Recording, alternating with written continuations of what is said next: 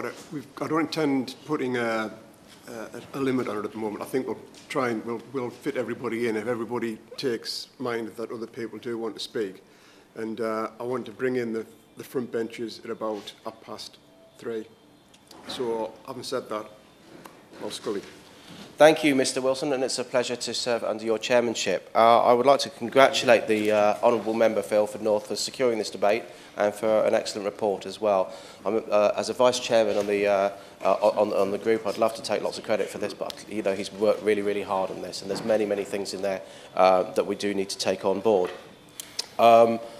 In Sutton, as in many London constituencies, there are a range of black cab drivers, there are a range of Uber drivers and other private hire drivers that have approached me, that have spoken to me over the last couple of years about the trade. And if you look at black cabs first, they are having an incredibly difficult time, and especially the yellow badge drivers. They're the ones that are restricted to applying their trade out in outer London. Not least because there are a few pickup points, so that business is really drying up for them, and they are finding it very, very difficult.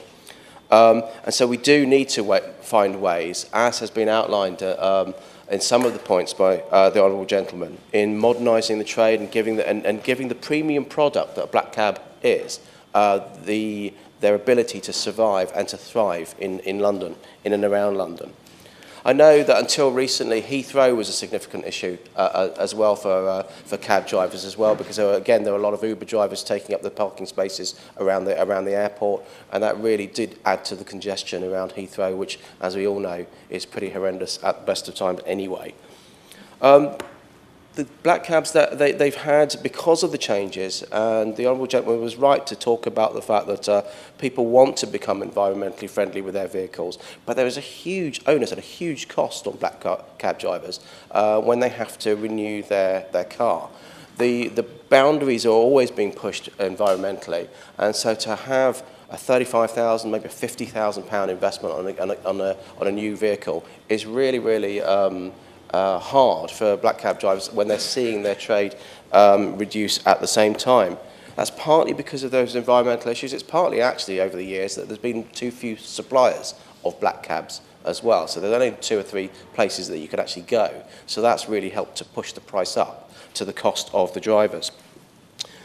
And we've talked a little bit about the modernisation of the trade, and it's good to see the change of drivers' attitudes. The fact that they've actually been keen to look at card payments, keen to have greater access for wheelchair users. I remember probably about 15 years ago joining my best friend in trying to get a cab. It was a black cab that actually you had to pay at the time to get the ramps to put in to make it accessible. It was about £1,500 cost, and the driver came, stopped, took one look, and actually he said, "Oh, I don't want to get my hands dirty." Got back in his car and drove off, and that was ridiculous. And so I complained to Transport for London, and he rightly got hauled over the coals for that. And I know that all those cab drivers that I see would be rightly, horrified by what they see, because they do stick together and keep together as a trade really, really well. And so any stain on that trade from one rogue driver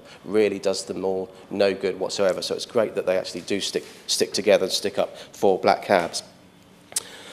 So I've talked about the fact that black cabs are a premium product, and obviously they will always then cost more than somewhere like Uber. But if we look at Uber, there are a few people that just want to drive them off the ground.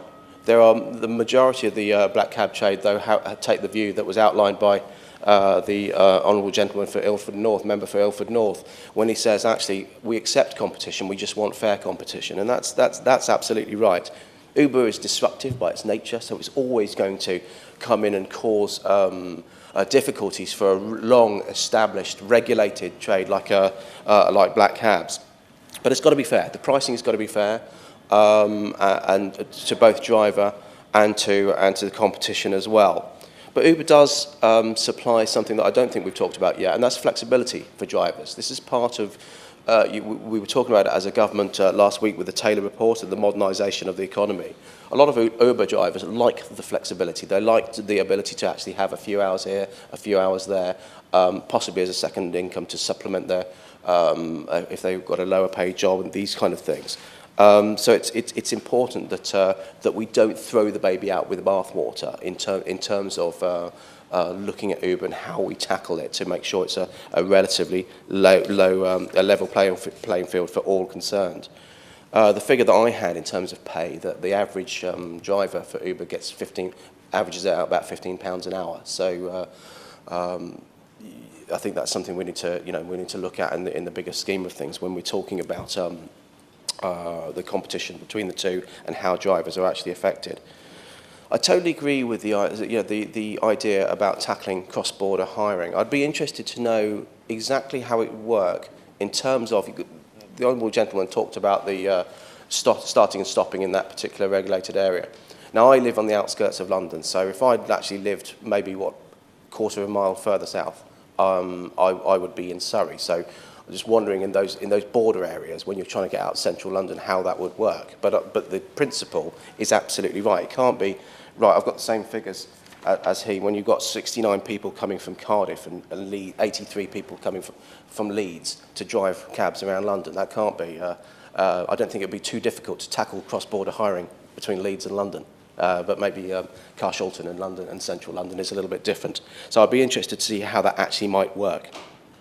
I would agree as well that actually the applying for higher definition does need to be modernised. As I say, I wouldn't want to see it to exclude the competition that is establishing in London, but I do think the grey area needs to be removed so everybody knows exactly where they stand in this area. It's all part of the modernisation. And I agree as well that the Mayor should have the power to cap private hire licences as well. I asked the question, I think on the 27th of April, of the Department of Transport, what representations the department had from the Mayor of London to change the law so that he could cap. And the answer came back that they had zero formal representations. So I'd be interested to see what's happened since that date, since April, the end of April, that the Mayor of London has done to push this forward. But I would certainly support him on that. I'd also like to agree with the fact that we need to incentivise the take-up for electric cars as well. I know companies like Blue Point are establishing charging points around London, and it would be good if we could maybe look at how that might work for the areas where the taxi ranks, that they'd have better access to it rather than just necessarily the new generation of private electrical cars.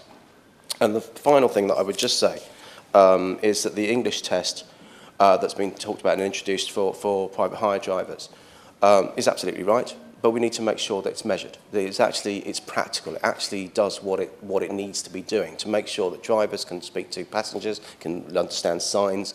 The idea of writing essays about a variety of things seems to me a little bit distracting. I'd rather see a really practical English test so that they can do their job. But as I say, I think we need to get the balance right between black cabs and the competition, including Uber.